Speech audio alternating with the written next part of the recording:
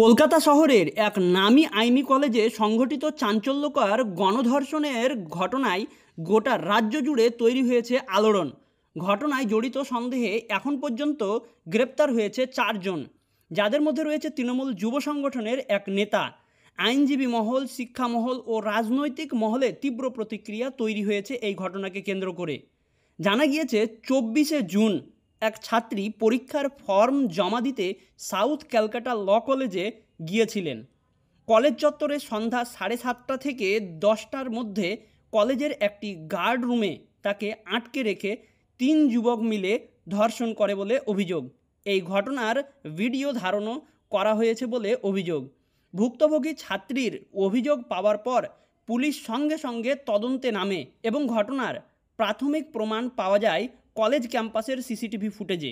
Medical রিপোর্টেও ধর্ষণের বিষয়টি নিশ্চিত হয়েছে। গ্রেপ্তার ও অভিযুক্তরা এখনও পর্যন্ত 4 জনকে গ্রেপ্তার করেছে পুলিশ।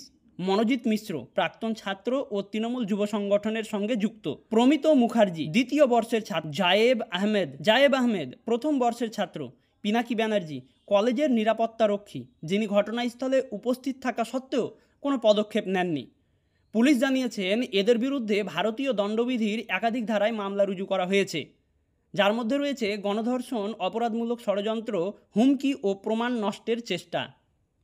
তদন্ত ও বিচার প্রক্রিয়া। এই ঘটনার তদন্তে একটি বিশেষ তদন্তকারী দল এসআইটি গঠন করেছে কলকাতা পুলিশ।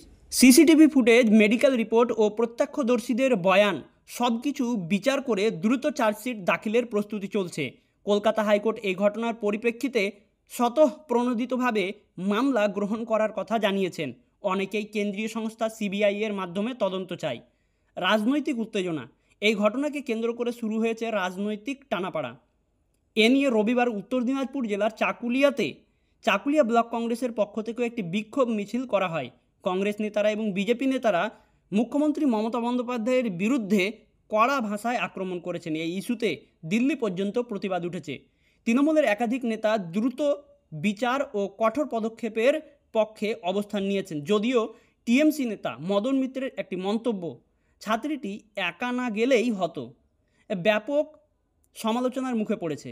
সমাজের বিভিন্ন মহল একে ভুক্তভোগীকে দোষারোপ বলে অবহিত করেছে। নারী কমিশনের পদক্ষেপ।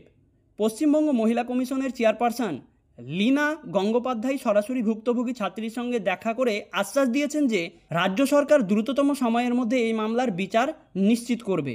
একটি শিক্ষা প্রতিষ্ঠানে এই ধরনের অপরাধ শুধু ওই ছাত্রীর জন্যই নয়, গোটা সমাজ ও শিক্ষা ব্যবস্থার জন্য এক চরম লজ্জাজনক ঘটনা। এখন প্রশ্নে, নিরাপত্তার অভাব, প্রশাসনিক ব্যর্থতা ও রাজনৈতিক মদতের মিশেলে এ ঘটনার আর কতদিন চলবে? এই সংবাদটি প্রাসঙ্গিক তথ্যসমূহ সংগ্রহ করা হয়েছে বিজনেস টুডে 27 জুনের একটি প্রতিবেদন থেকে, হিন্দুস্তান টাইমস 24 জুনের এবং টাইমস অফ ইন্ডিয়া ও এনডিটিভির প্রতিবেদনের ভিত্তিতে এই ভিডিওটি তৈরি করা হয়েছে। ধন্যবাদ।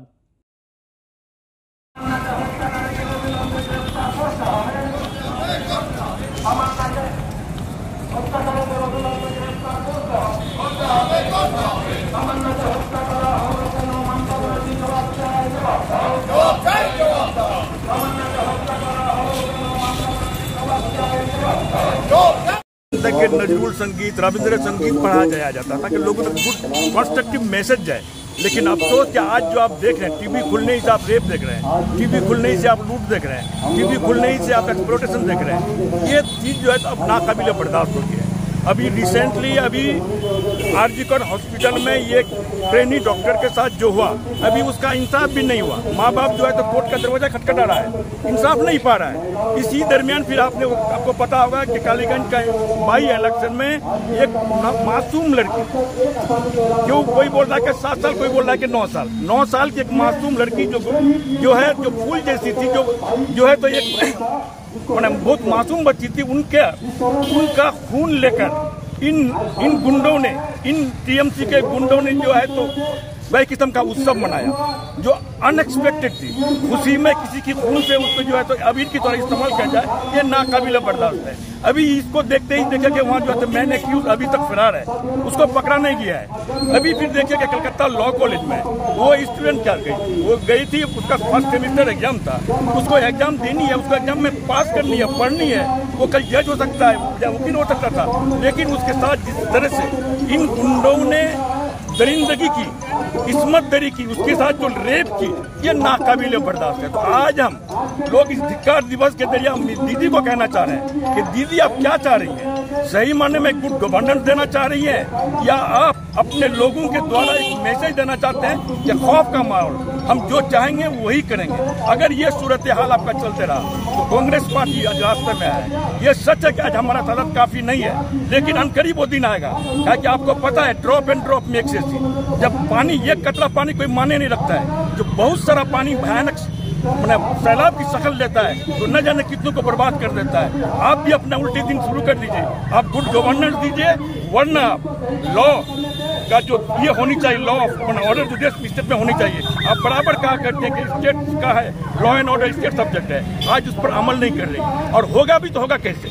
आज आप और हम सब देखें कि जिस तरह से अनुब्रत मंडल लिटन हलदर को जिस तरह से उनके माँ और बीवी पर उंगली उठाया, उनकी खूबसूरती पे बात का, उनसे उसका जो तो अनचाहत ख्वाहिश जाहिर किया, पुलिस अगर कुछ नहीं कर पाएगी तो पब्लिक का क्या होगा? इसलिए मैं चाहूंगा कि आज पुलिस का मोरल को बढ़ाइए, पुलिस को आजाद कीजिए, वो काम करे। No respect without fear, no fear without respect. डर के बगैर रेस्पेक्ट नहीं हो सकता है, और रेस्पेक्ट के बगैर डर नहीं हो सकता है। आप जो है तो जो है देश में, हमारे पश्चिम बंगाल में लॉ जो जरूरी है इसको कायम कीजिए, पब्लिक को जो है पीस दीजिए, वरना हम लोग जो है एक दिन ऐसा आएगा कि आपको उखाड़ कर फेंकेंगे, आपको भागना पड़ेगा। यही कहकर मैं बात को खत्म करता हूँ। जय हिंद। मेरा नाम मोहम्मद मोहसिन रहमान है।